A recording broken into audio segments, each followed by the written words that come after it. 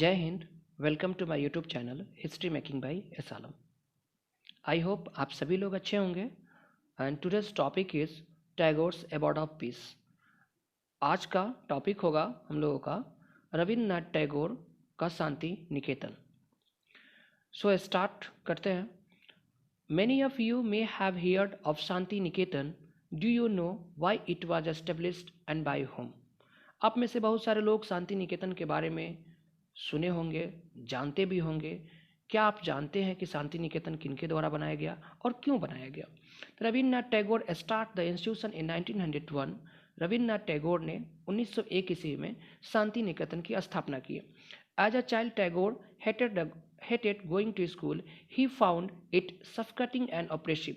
टैगोर जब बच्चा थे तो वह स्कूल जाना नहीं चाहते थे, क्योंकि अंग्रेजों के द्वारा जो स्कूल बनाया गया था वह जगह उनके लिए दम घुटने वाला था, दमनकारी था। उस जगह को वह पसंद नहीं करते थे, क्योंकि रूल्स एंड रेगुलेशन से चलता था।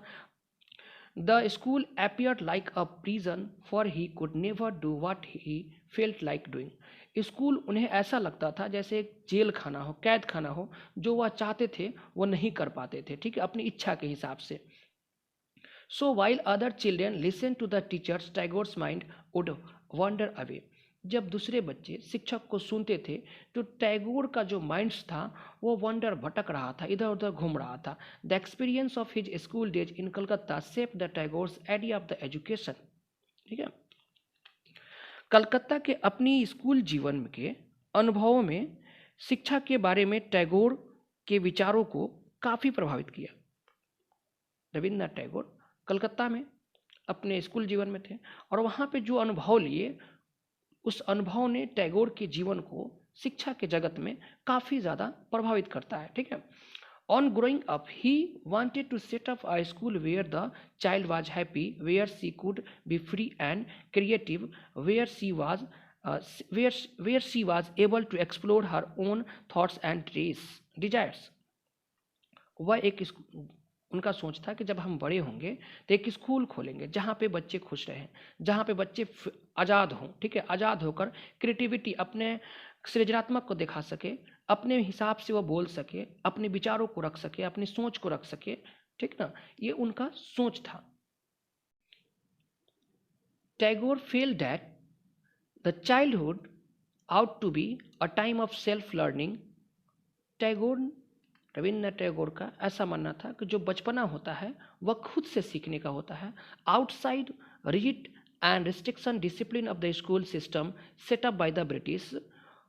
अंग्रेजों के द्वारा जो दमनकारी नीति, नियम कानून लगाए गए थे, वैसे सिचुएशन में बच्चे कुछ नहीं सीख पाएंगे।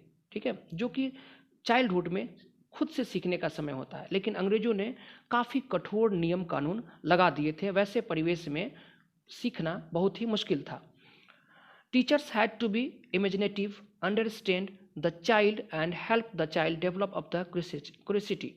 शिक्षक काल्पनिक हो, जो बच्चों की कल्पना कर सके, शिक्षक बच्चों को समझ सके, बच्चों के उत्सुकता को बढ़ा सके, उन्हें आगे बढ़ने का मौका दे, उनको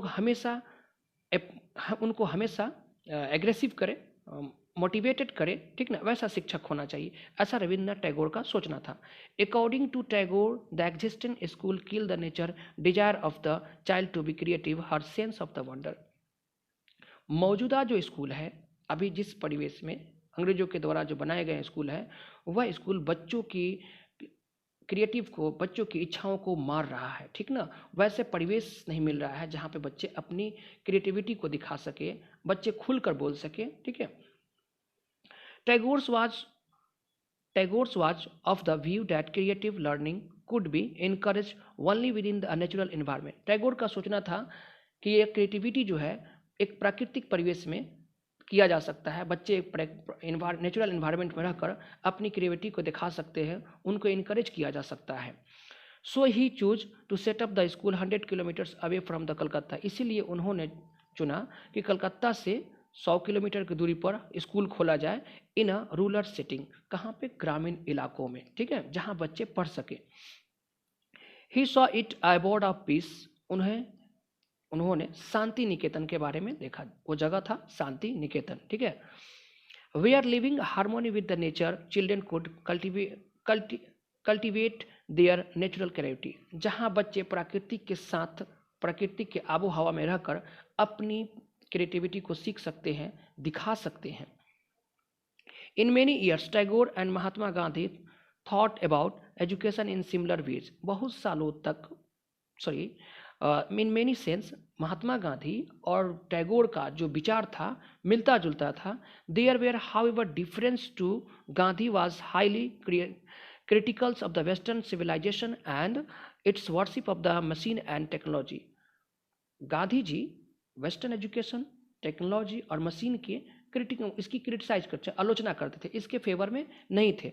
Tagore wanted to combine the elements of the modern western education with what he saw as the best within Indian tradition. लेकिन टैगोर जो थे इन दोनों के कॉम्बिनेशन को लेकर, वेस्टर्न एजुकेशन को भी, टेक्नोलॉजी को भी और भारतीय सिविलाइजेशन को भी, दोनों को मिलाकर लेकर चलना चाहिए। उनका सोच था कि ये दोनों का कॉम्बिनेशन करके चला जा सकता है, जिससे भारतीय इंडियन जो ट्रेडिशन है वो आगे बढ़ सकता है। He emphasized the need to teach the science and technology at Shanti Niketan along with art and music and dance। इसलिए उन्होंने अपने स्कूल शांति निकेतन में साइंस की भी पढ़ाई, टेक्नोलॉजी की भी इनकी व्यवस्था की, साथ ही साथ आर्ट, म्यूजिक, डांस, इन सब की व्यवस्था किया। Many individuals and thinkers were thus the thinking about the way of the national education system could be fashion। बहुत सारे लोग अलग अलग व्यक्तिगत रूप से अपने विचार रख रहे थे कि जो वेस्टर्न एजुकेशन है वो फैशनेबल है, ठीक है।